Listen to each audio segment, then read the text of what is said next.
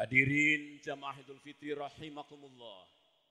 Kita bersyukur kehadirat Allah Subhanahu wa taala atas segala limpahan rahmat dan karunia-Nya yang melimpah pada kita semua. Iman, Islam, kesehatan, ilmu pengetahuan, kecerdasan, dan lain-lain yang tak terhingga banyaknya. Pada pagi ini kita bersama-sama duduk bersimpuh melantunkan takbir, tahlil, tahmid dan tasbih sebagai ungkapan rasa syukur kita kepada Allah Subhanahu wa taala. Kita telah diperkenankan dapat menyelesaikan ibadah puasa di bulan suci Ramadan 1437 Hijriyah dan menyelesaikan, dan semoga kita semua menjadi insan yang bertakwa. Amin ya rabbal alamin. Hari ini kita berada pada hari yang penuh dengan kebahagiaan. Haram hukumnya orang berpuasa pada hari ini. Kita berada pada puncak kebahagiaan, kelezatan bertauhid, puncak kenikmatan spiritual sebagaimana tersebut dalam Al-Qur'an surat Al-Baqarah 185. A'udzubillahi minasyaitonirrajim. Bismillahirrahmanirrahim. Walitukmilul iddata walitukabbirullaha ala ma hadakum wala'allakum tashkurun. Dan hendaklah kamu mencukupkan bilangannya, dan hendaklah kamu mengagungkan Allah atas petunjuknya yang diberikan kepadamu agar kamu bersyukur. Subhanallah. Nikmat petunjuk ini adalah yang luar biasa bagi kita semuanya. Tanpa petunjuk Allah Subhanahu wa taala, kita akan mengarungi kehidupan dengan kesesatan. Allahu Akbar, Allahu Akbar, Allahu Akbar, walillahil hamd. Kenikmatan dan keberkahan bulan Ramadan sungguh tidak ada tandingannya. Ramadan telah membawa kita pada suasana batin dan kondisi fisik yang paling prima. Secara batin, dengan puasa kita berada pada puncak kemampuan ibadah yang paling baik. Puncak kemampuan menahan amarah, puncak kemampuan memberi maaf, dan pada puncak kemampuan berzakat, berinfak, dan bersodakoh. Secara fisik dengan puasa, kita berada pada puncak kesehatan yang paling prima. Karena dengan puasa umat Islam telah dilatih sebulan penuh mempertahankan lapar dan dahaga, yang berarti kesehatan kita tetap normal, gula darah kita normal walaupun lebih dari 12 jam. Tidak ada masukan makanan dari saluran pencernaan kita. Artinya gula darah kita dipertahankan oleh tubuh kita melalui metabolisme, penguraian cadangan energi di dalam tubuh kita berupa glikogen dan berupa lemak melalui proses gluconeogenesis. Allahu Akbar, Allahu Akbar, Allahu Akbar, walillahil hamd. Puasa Ramadan membuktikan kepada kita semua bahwa dinul Islam adalah agama fitrah dan sekaligus agama sosial, agama rahmatan lil alamin. Agama yang mendidik manusia sebagai pribadi yang taat kepada Allah Subhanahu wa taala, namun juga sekaligus makhluk sosial yang terbaik di muka bumi. Agama yang mendidik pribadi menjaga kebersihan hati dan pikiran, mulai dari larangan berprasangka buruk, larangan mencaci, menebar fitnah, bahkan menempatkan fitnah itu lebih berat dari pembunuhan. Al-fitnatu asyaddu minal qatl. Di sisi lain, dinul Islam adalah agama yang menjunjung tinggi nilai-nilai persaudaraan dengan mewajibkan menyambung silaturahim, berzakat, berinfak, dan bersedekah. Puncak sedekah dan silaturahim, puncak kedermawanan, kebermanfaatan dengan bermaafan dengan ibu dan bapak kita, dengan tetangga, dengan handai tolan akan kita lakukan pada hari ini. Hari Raya Idul Fitri yang keindahannya tidak tertandingkan. Allahu Akbar, Allahu Akbar, Allahu Akbar, walillahil hamd. Dinul Islam adalah agama yang menjunjung tinggi kehormatan dan kemuliaan dengan pemenuhan janji, pakaian yang islami, tutur kata yang penuh hikmah.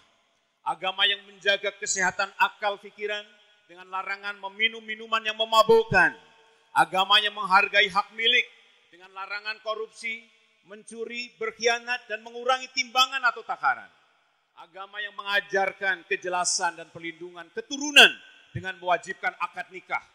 Apakah ada agama lain yang sanggup menandingi?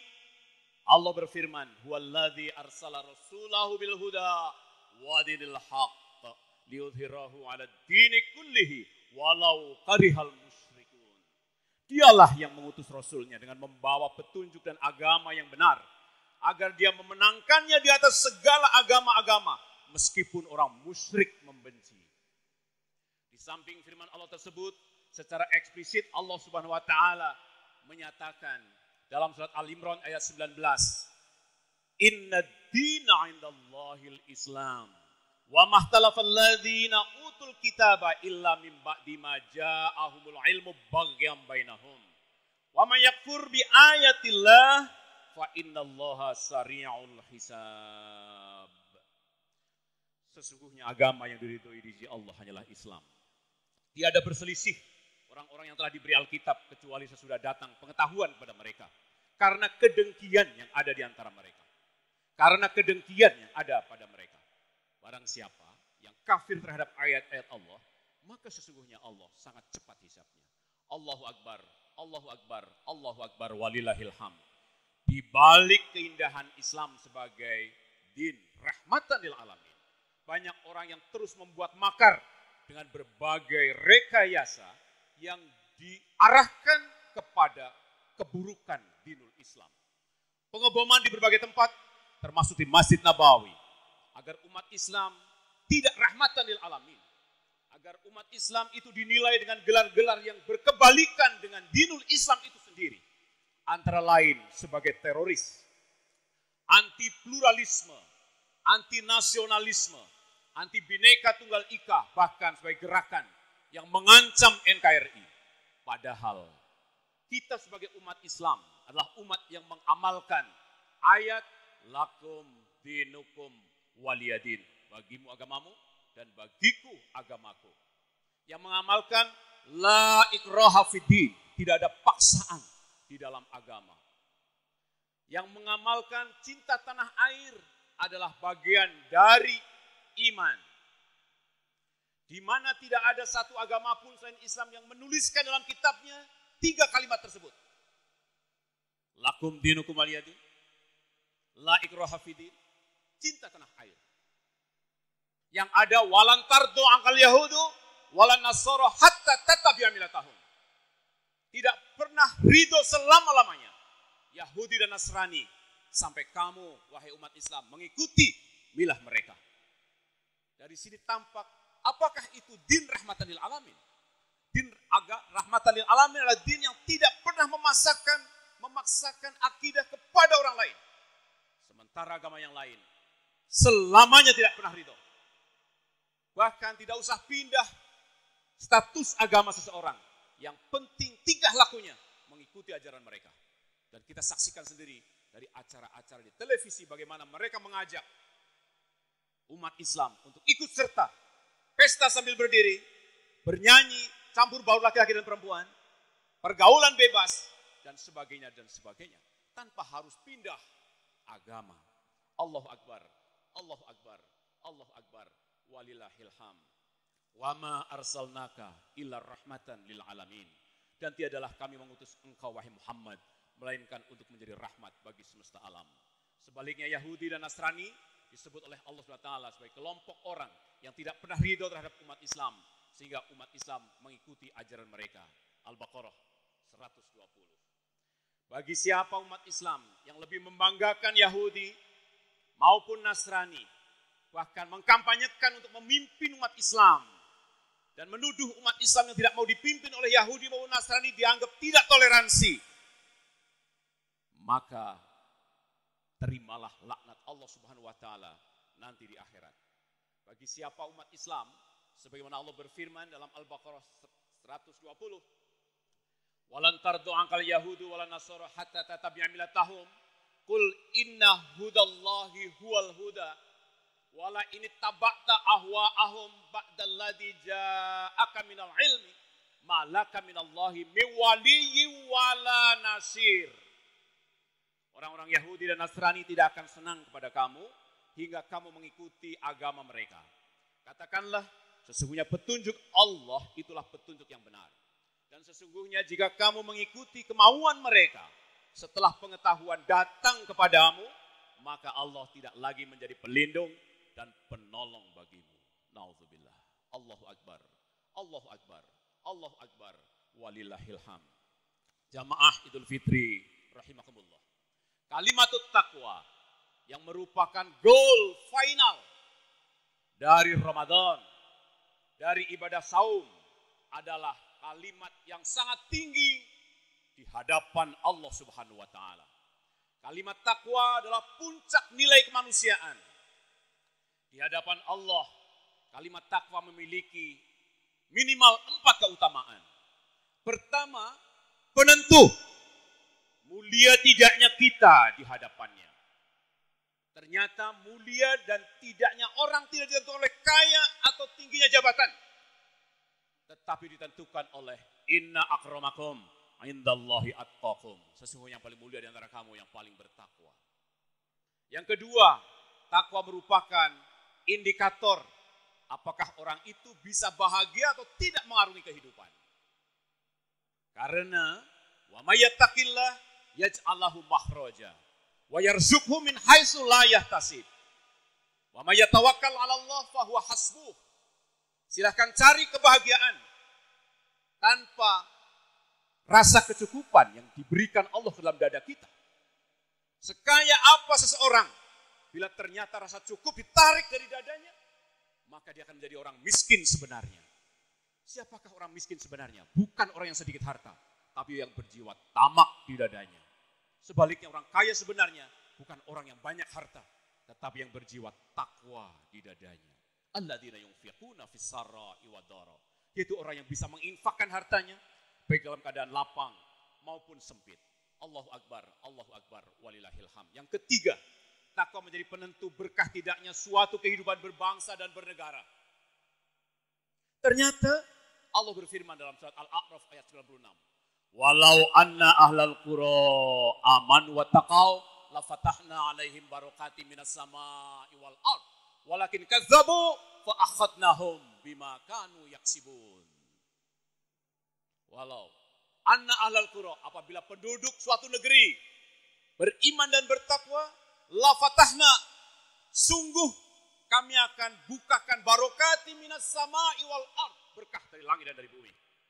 Walakin kadzabu, bangsa Indonesia, apabila dia tidak beriman dan bertakwa, maka kapal asing dipersilahkan masuk cukup dengan beberapa dolar saja, sehingga keuangan negara menjadi tipis. Demikian juga penjaga hutan, penjaga tambang dibagi-bagi kepada orang yang mendapatkan amanah untuk membuat tender, membuka perjanjian, tetapi uangnya masuk kantong mereka, tidak masuk ke dalam anggaran belanja negara. Demikian juga ketika pemuda menjadi pegawai pajak, tugasnya mengambil pajak, ternyata memanipulasi angka-angka, sehingga orang yang kaya tidak membayar pajak, sehingga kas negara menjadi sedikit. Pembangunan tinggal rencana pembangunan, gagal total di akhir tahun, semua dibatalkan. Nauzubillah min dzalik. Jadi ternyata hutan yang lebat, tambang yang tebal, ikan yang banyak tidak menjadi kunci barokati minas sama'i wal ard. Kita sengsara, kita miskin, ternyata kekayaan kita dimakan oleh sekelompok orang yang tidak beriman dan bertakwa. Dan mayoritas penduduk Indonesia jadi korban dari ini semuanya. Allahu Akbar, walillahil hamd. Yang keempat, takwa menjadi penentu surga tidaknya seseorang. Wasari'u ila maghfirati min rabbikum wa jannatin arduhas samawati wal ardu uiddat lil muttaqin. Bersegeralah kamu sekalian kepada ampunan dari Tuhanmu dan surga yang luasnya seluas langit dan bumi yang disediakan untuk orang-orang yang bertakwa. Allahu Akbar, walillahil hamd. Jadi menjadi puncak dari itu semua, takwa menjadi kunci surga di akhirat. Wasari'u ila maghfirati min rabbikum wa jannatin 'arduhas samawati wal ardu uiddat lil muttaqin. Dan bersegeralah kamu kepada ampunan dari Tuhanmu dan kepada surga yang luasnya seluas langit dan bumi yang disediakan untuk orang-orang yang bertakwa. Oleh karena itu, sungguh rugi bila kita tidak menjadi orang yang bertakwa. Amal orang yang bertakwa adalah amalan penentu bahagia tidaknya mengarungi kehidupan dunia, dan penentu surga atau neraka nanti di akhirat. Oleh karena itu, hari-hari ke depan, bila seseorang ingin menjadi ahli surga, hanya ada satu kuncinya: pertahankan takwa sepanjang hayat di kandung badan, sebagaimana firman Allah, ya ayyuhalladzina amanu taqullaha haqqa tuqatih wa la tamutunna illa wa antum muslimun. Hai orang yang beriman, bertakwalah kepada Allah sebenar-benar takwa kepadanya, dan jangan sekali-kali kamu mati melainkan dalam keadaan beragama Islam. Allahu Akbar, Allahu Akbar, Allahu Akbar, walillahil hamd. Karena itu, untuk menjadi orang yang bertakwa haruslah mau menyambut seruan Allah SWT. Karena tanda orang yang bertakwa yang pertama adalah alif lam mim zalikal kitabul la raiba fih hudal lil muttaqin. Menjadikan Al-Quran sebagai pedoman hidupnya. Bukan hanya pedoman sholat, tapi pedoman pergaulan, pedoman berekonomi, pedoman berpolitik, bertetangga, dan seluruhnya. Manhajul hayat, pedoman hidup, bukan sekedar pedoman sholat atau pedoman haji. Untuk menjadi orang yang bertakwa haruslah mau menyambut seruan Allah, ya ayyuhalladzina amanu dkhulu fis-silmi kafah wa la tattabi'u khutuwatis syaiton innahu lakum aduwwum mubin. Shadaqallahul azim. Hai orang yang beriman, masuklah kamu ke dalam Islam keseluruhan, dan janganlah kamu turut langkah-langkah setan. Sesungguhnya setan itu musuh yang nyata bagimu. Jangan sampai kita sholat, kita puasa, kita tarweh, tetapi kita korupsi juga. Kita mengurangi timbangan, kita serakah, kita mencampur adukan harta yang haram dengan yang halal, harta waris dan sebagainya. Islamkanlah diri kita, keluarga kita, masyarakat kita, bangsa dan negara kita, sistem ekonomi kita, sistem politik kita, dan semua sektor kehidupan kita. Allahu Akbar, Allahu Akbar, Allahu Akbar, walillahil hamd. Siapa yang kafir dan mendustakan ayat-ayat Allah, maka dia akan kekal di dalam neraka jahanam. Walladzina kafaru wa kadzabu bi ayatina ulaika ashabun nar hum fiha khalidun. Al-Baqarah 39. Adapun orang-orang yang kafir dan mendustakan ayat-ayat kami, mereka itu penghuni neraka, mereka kekal di dalamnya. Bahkan tidak akan ditegakkan timbangan kepada orang yang mengarungi kehidupan tanpa petunjuk Allah Subhanahu wa taala. Secerdas apa itu orang? Menggunakan intelektualnya untuk menghukum orang lain, untuk mengatur orang lain, maka tidak akan ditimbang amalnya selama hidupnya. A'udzubillahi minasyaitonirrajim. Bismillahirrahmanirrahim. Qul hal nunabbiukum bil akhsarina a'mala alladzina dhalla sa'yuhum fil hayatid dunya wa hum yahsabuna annahum yuhsinuna sun'a. Ulaika alladzina kafaru bi ayati rabbihim wa liqa'ih fahabitat a'maluhum fala nuqimu lahum yaumal qiyamati wazna. Katakanlah apakah akan kami beritahukan kepadamu tentang orang-orang yang paling merugi amal perbuatannya, yaitu orang-orang yang telah sia-sia perbuatannya dalam kehidupan dunia ini, sedangkan mereka menyangka bahwa mereka berbuat sebaik-baiknya. Siapakah itu? Mereka itu adalah orang-orang yang kafir terhadap ayat-ayat Tuhan mereka dan kafir terhadap perjumpaan dengan Allah Subhanahu wa taala. Maka hapuslah amalan-amalan mereka dan kami tidak mengadakan suatu penilaian bagi amalan mereka pada hari kiamat. Fala nuqimu lahum yaumal qiyamati wazna. Tidak akan ditegakkan baginya timbangan di hari akhirat. Nauzubillah min dzalik. Allahu Akbar, Allahu Akbar, Allahu Akbar, walillahil hamd. Hadirin sidang salat Idul Fitri rahimakumullah. Seindah apapun kehidupan dunia, pasti akan berakhir dengan meninggalnya kita atau dengan datangnya hari kiamat. Yang kedatangannya tidak seorang pun dapat mengajukan atau mengundurkannya. Quran surat Yunus 49, "Qul la amliku li nafsi dharran wala naf'an illa ma syaa Allah. likulli ummatin ajal. Idza jaa ajaluhum fala yastakhiruna sa'ata wa la yastaqdimun. Katakanlah aku tidak berkuasa mendatangkan kemudaratan dan tidak pula kemanfaatan kepada diriku sendiri, melainkan apa yang dikehendaki Allah. Tiap-tiap umat mempunyai ajal. Apabila telah datang ajal mereka, maka mereka tidak dapat mengundurkannya barang sesaat pun dan tidak pula mendahulukannya.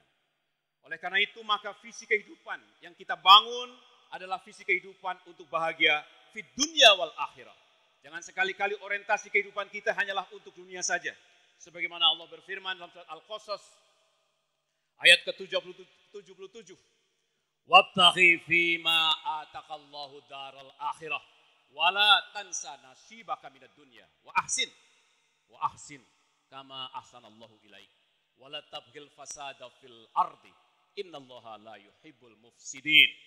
Carilah pada apa yang telah dianugerahkan Allah kepadamu, kebahagiaan negeri akhirat, dan janganlah kamu melupakan bagianmu dari kenikmatan dunia, dan berbuat baiklah kepada orang lain sebagaimana Allah telah berbuat baik kepadamu, dan janganlah kamu berbuat kerusakan di muka bumi. Sesungguhnya Allah tidak menyukai orang-orang yang berbuat kerusakan. Allahu Akbar, Allahu Akbar, Allahu Akbar, walillahil hamd. Penghuni surga yang merupakan orientasi kehidupan kita di dunia hasanah wa fil akhirati hasanah, digambarkan Allah Subhanahu wa taala dengan keindahan yang luar biasa yang mestinya kita senantiasa berlomba sebagaimana para sahabat berlomba untuk bisa menjadi ahli surga. Allah sebutkan dalam surat Yasin ayat 55 sampai 58. Inna ashabal jannatil yawma fi syughulin fakihun hum wa azwajuhum fi dhilalin 'alal araiki muttaqiun lahum fiha fakihatun wa lahum ma yad'un salamun qawlan mir rabbir rahim. Sesungguhnya penghuni surga pada hari itu bersenang-senang dalam kesibukan mereka. Mereka dan istri-istri mereka berada dalam tempat yang teduh. Mereka bertelekan di atas dipan-dipan.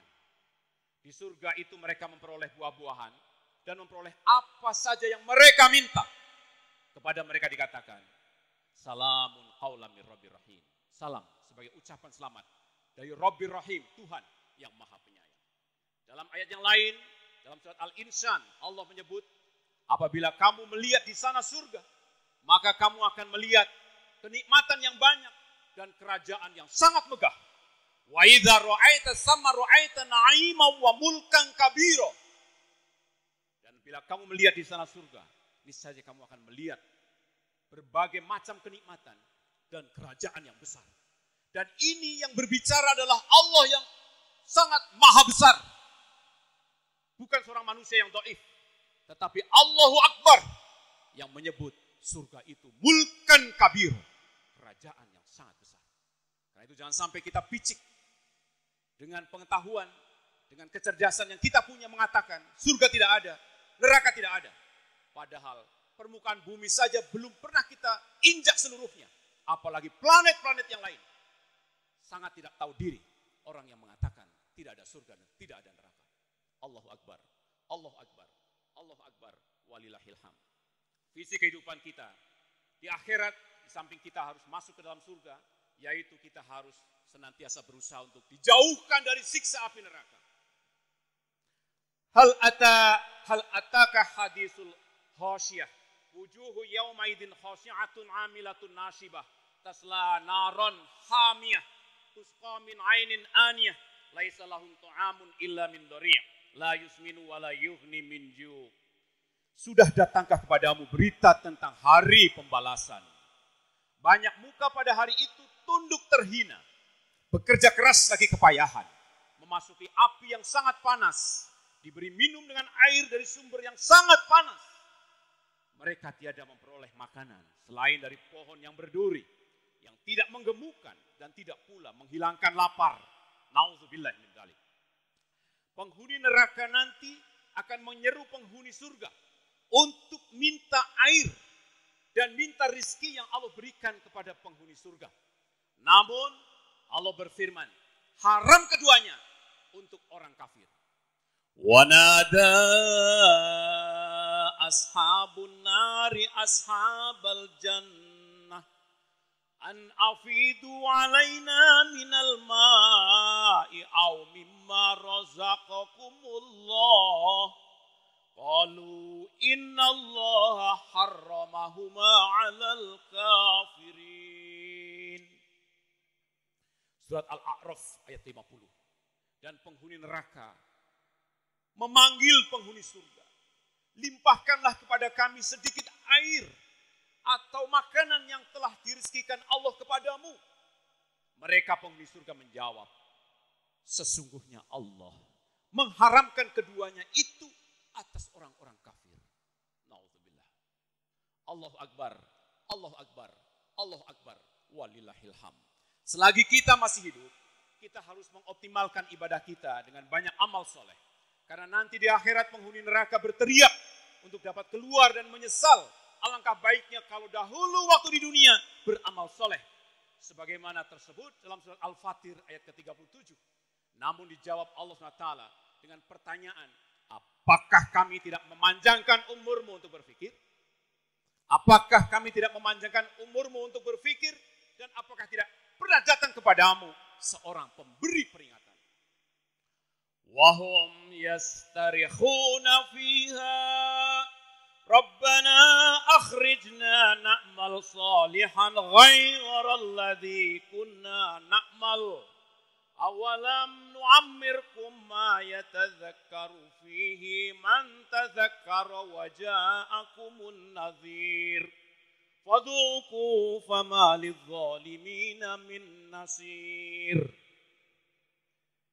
Al-Fatir 37. Dan mereka berteriak di dalam neraka itu, ya Tuhan kami, keluarkanlah kami, niscaya kami akan mengerjakan amal soleh yang berlainan dengan yang telah kami kerjakan dahulu. Dan apakah kami tidak memanjangkan umurmu dalam masa yang cukup untuk berpikir bagi orang yang mau berpikir?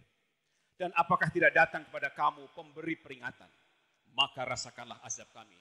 Dan tidak ada bagi orang-orang yang zalim seorang penolong pun. Allahu Akbar, Allahu Akbar, Allahu Akbar, walillahil hamd. Untuk dapat meraih bahagia dunia dan akhirat, kita semua harus membangun dunia dengan memanfaatkan sumber-sumber rizki yang telah Allah sediakan di muka bumi untuk beramal soleh. Sebagaimana Allah berfirman dalam surat Al-Fatir ayat ke-27 sampai 28.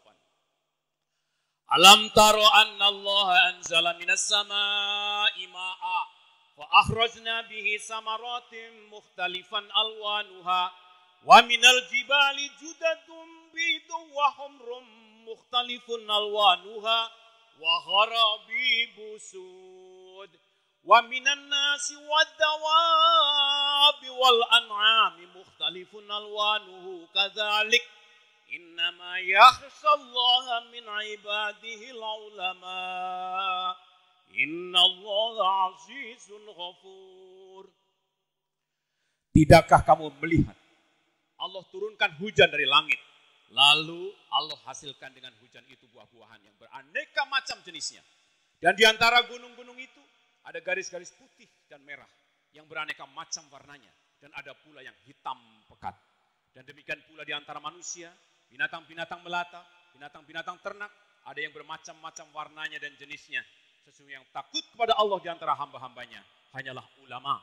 Sesungguhnya Allah Maha Perkasa lagi Maha Pengampun. Dalam memanfaatkan alam raya tentunya dengan tidak membuat kerusakan di muka bumi. Sebagaimana Allah sebutkan dalam surat Ar-Rum.